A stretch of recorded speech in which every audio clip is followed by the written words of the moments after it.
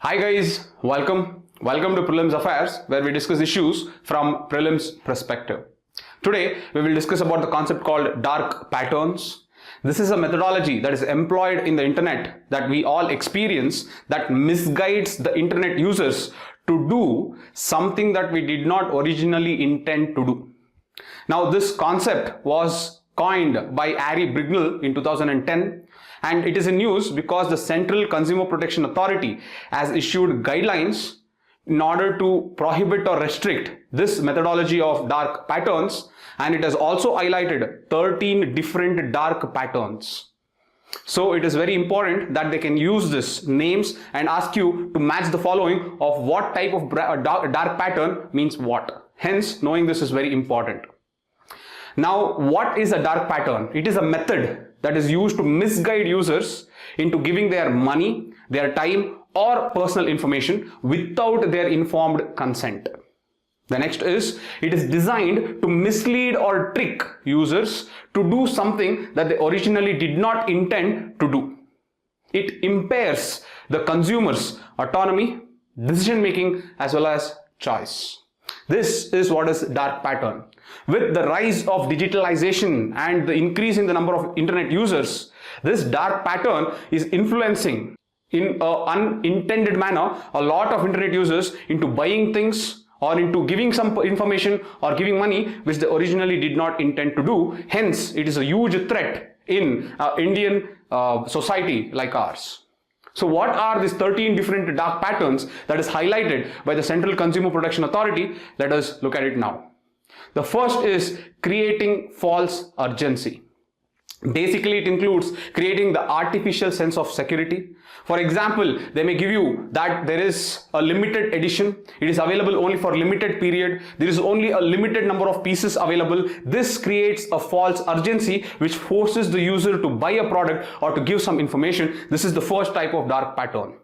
The second is basket sneaking. It is the inclusion of additional items such that the total payable amount by the user will be more than the payable amount of the end product. So without the knowledge of the users, you're adding that extra amount into the total amount payable, though the one that the user had seen is completely different. That is, the amount payable for the product is different from the amount that is total payable by the user. Okay, so the total will be very different from the product price. This additional price that you add is known as basket sneaking. The third is forced action.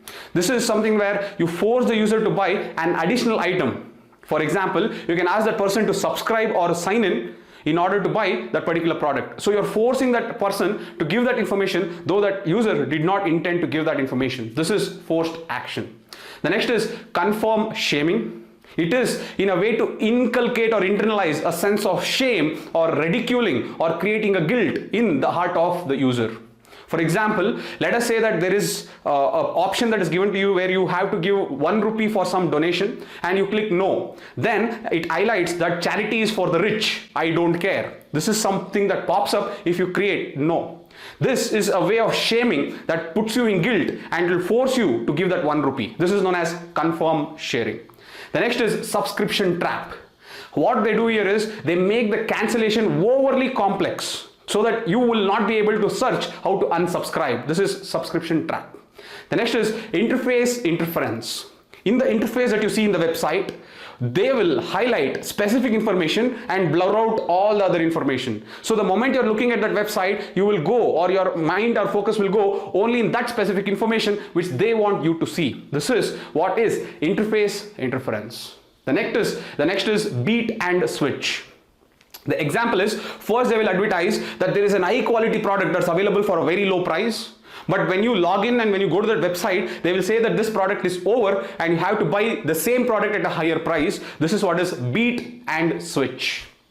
Okay. The next is drip pricing. Drip pricing is not disclosing the prices of certain elements upfront and revealing them subtly once you start experiencing or exploring that particular product. So initially they will not show you that different elements of prices, but once you put that in the basket and once you try to go and buy, then you will see that there are other elements of that prices. This is what is drip pricing. The next is disguise advertisement. This is presenting advertisement in a way that conceals the true nature of that particular product. So basically, they're trying to advertise something indirectly by showing something else. This happens usually in beverages. Alcoholic beverages are not allowed to be advertised, but they use that name in the bottled water and they advertise, so they are concealing the true nature of that advertisement. This is what is disguised advertisement. The next is nagging.